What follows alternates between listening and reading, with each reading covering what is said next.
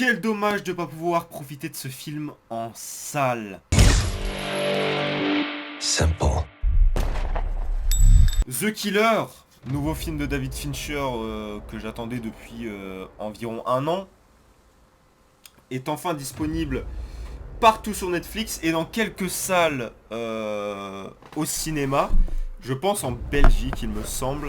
Donc, petit résumé, The Killer raconte l'histoire d'un tueur à gages froid qui respecte des règles très strictes. Et première dans sa carrière, il va louper sa cible. Donc va s'enchaîner une recherche de celui qui l'a engagé. Et surtout une histoire de vengeance. Il y a quelques personnes qui lui en veulent.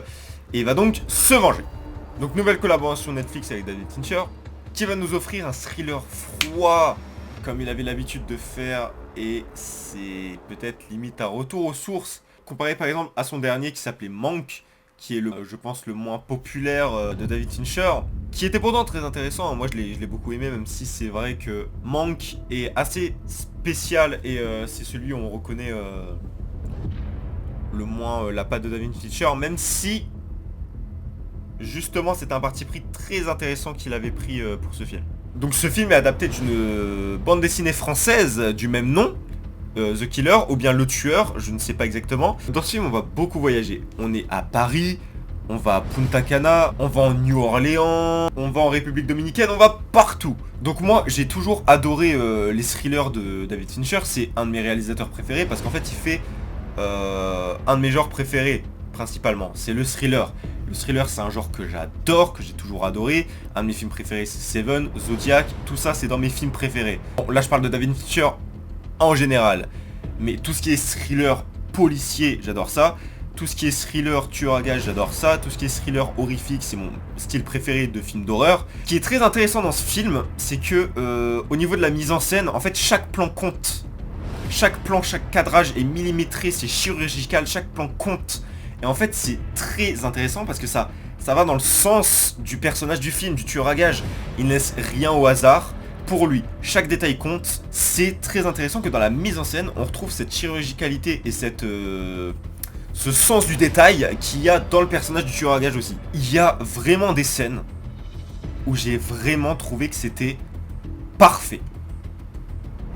Mise en scène, cadrage, lumière, acteur, tension, stress, parfait. Le film m'a mis des claques à plusieurs scènes, c'était assez exceptionnel. Donc dans ce film, on va retrouver un Fincher assez froid, assez sombre, dans sa mise en scène, dans sa photographie, dans ses personnages, dans son traitement de personnages, dans son histoire, et dans le côté thriller tout simplement. Ça fait plaisir de voir ce retour, si je peux appeler ça un retour aux sources, vous me permettrez le terme. Donc en fait, c'est un peu comme une compilation de tout ce que Fincher sait faire de mieux. Parce qu'il a compilé tout ce qu'il savait faire de mieux pour nous donner une œuvre très froide, très sombre, avec un traitement de personnage parfait, d'ailleurs qui mène à cette fin. Cette fin qui est pour moi parfaite parce que le personnage va évoluer au fur et à mesure de l'histoire, évidemment.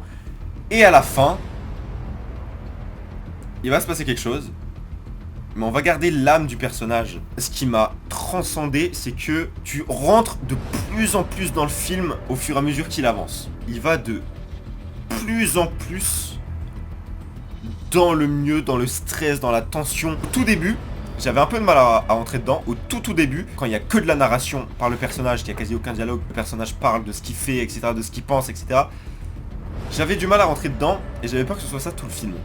Et à un moment, il y a cette scène où il loupe sa cible, et là, c'est la claque. Là, la mise en scène de cette scène est une de mes plus grosses claques de 2023 et une de mes scènes préférées de 2023. Et après, du coup, j'ai re-réfléchi à cette scène du début, où tout était dans la narration, et tout donne sens.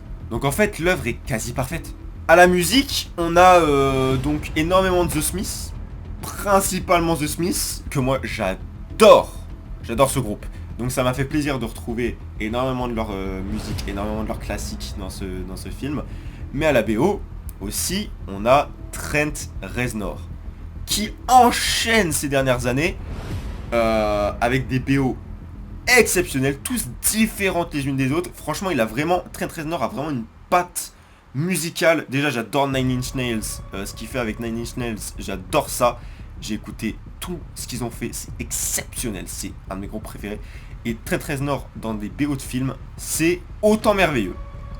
La froideur du personnage est parfaitement ressentie dans la mise en scène et la photographie. En fait, on arrive vraiment à rentrer dans son état d'esprit, à avoir un peu d'empathie, mais avec toujours en gardant le fait que ce personnage est quand même très très froid, sans pitié. D'ailleurs, c'est une de ses règles, hein, ne faire confiance à personne, jusqu'à aller au plus loin de la non-confiance pour les gens.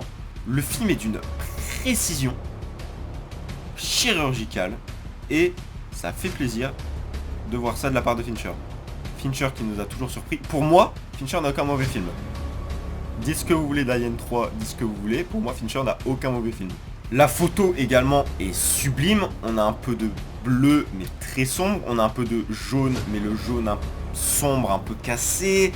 On a cette teinte très froide en fait pendant tout le film. Ça va encore plus nous immerger dans le truc. Et dans ce personnage qui est très froid et dans ce qu'il fait. Tous les acteurs sont globalement bons. Mais Michael Fassbender, j'ai l'impression qu'il a refait un retour au cinéma qui est très intéressant. Là il est dans The Killer, à la fin de l'année il va être dans le nouveau Taika Waititi. Mais sinon la dernière fois qu'on l'a vu, je pense que c'était dans X-Men Dark Phoenix. Et avant ça c'était dans le thriller Le Bonhomme de Neige. Donc ouais, ça fait très très longtemps qu'on l'a pas revu. Et moi je l'ai trouvé très bon. Non, ce film je l'ai trouvé exceptionnel. Je suis quand même assez déçu de ne pas l'avoir eu en salle. Voilà, ça aurait été exceptionnel, notamment pour le son. Et il y a le travail de la basse, le travail du... Il y a vraiment un travail sur le son qui aurait pu être très intéressant au cinéma. Donc c'est un peu dommage. Mais en gros, voilà ce que j'en ai pensé pour The Killer. Dites-moi ce que vous en avez pensé en commentaire. Et on se retrouve très prochainement pour de nouveaux films.